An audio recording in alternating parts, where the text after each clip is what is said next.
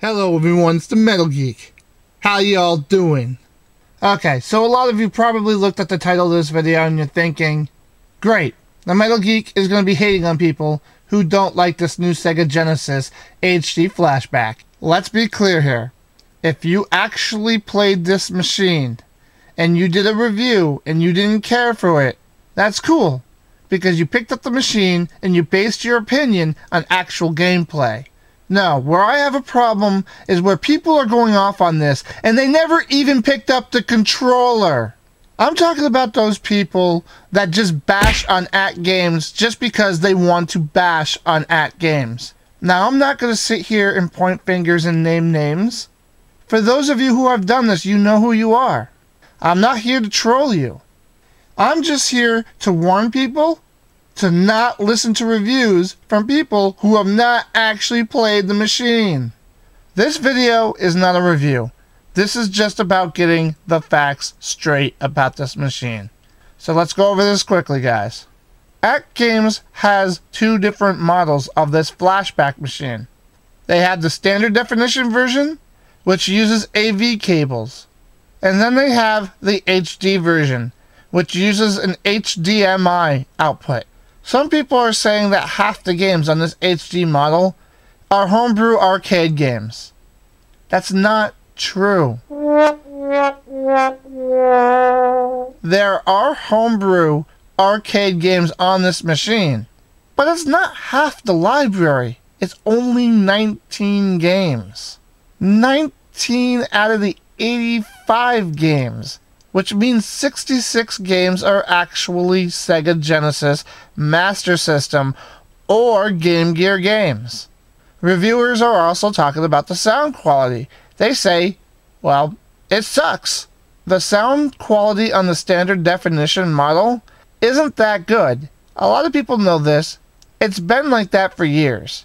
The sound is really off key on the standard definition and portable versions of this machine. But the HD version does not have those same sound issues. They actually corrected them.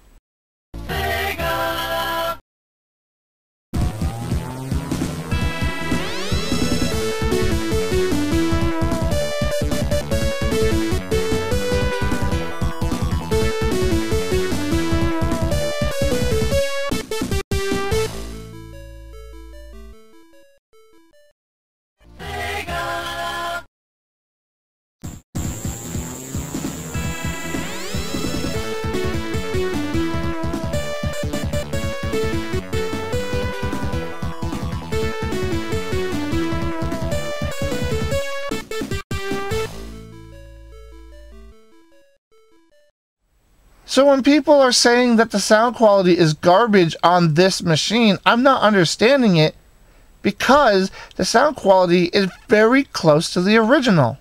There may be some minor differences, but they're very hard to pick out unless you're sitting there listening for it. None of the music is off key. It's all been corrected on this machine. So if someone says the sound quality is garbage on this, they probably have not actually picked this machine up and played it. And next on the list, the games don't emulate well.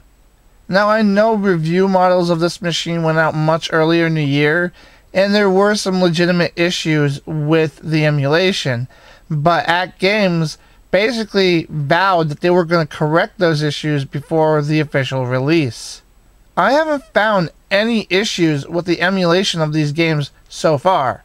Everything seems to run pretty smoothly.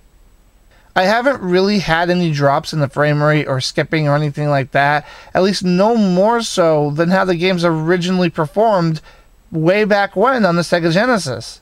Now mind you, maybe somebody has gotten a model where that is a problem, but I haven't personally run into that yet. So somewhere down the line the emulation must have got fixed. And of course, guys, let's not forget that this also just has all these other really cool features on it. Like a cartridge slot, so you can play your original Genesis games. Wireless controllers that actually work fairly well. A rewind feature that is featured right on the controller. A menu button on the controller. And just a really cool, sleek design that really emulates the look of the original Model 1 Sega Genesis.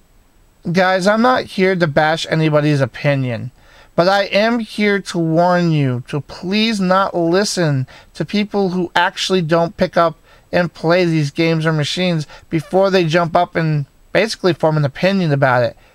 Especially here on YouTube, where a lot of personalities just feel that it's basically their playground to rant. When I put up my review for the Sega Genesis Classic HD, my entire opinion was formed on actually playing the machine. I showed you that I actually own the machine, that it's actually in my possession. I showed you game footage. I showed you sound comparisons. I wanted to give you everything that I could so that you can make an informed decision as to whether you wanted to buy this machine or not, or even just want to pick it up and play. And that, ladies and gentlemen, is called an informed opinion. So please don't go out there and listen to these biased rants about this machine. If someone actually plays it and dislikes it and reviews it that way, that's fine, because that is an informed opinion. They based their opinion on actually playing the machine. But please, guys, beware those who just want to rant about games and actually don't play any of their products anymore, and just every time an game machine comes out, they just rant about it and talk about how awful it is, because that is a biased opinion. And guys, that doesn't help you make an informed decision as to what you want to do. Listen to the people who actually play this machine. And that's all I gotta say, guys. This is the Metal Geek saying, have a great one.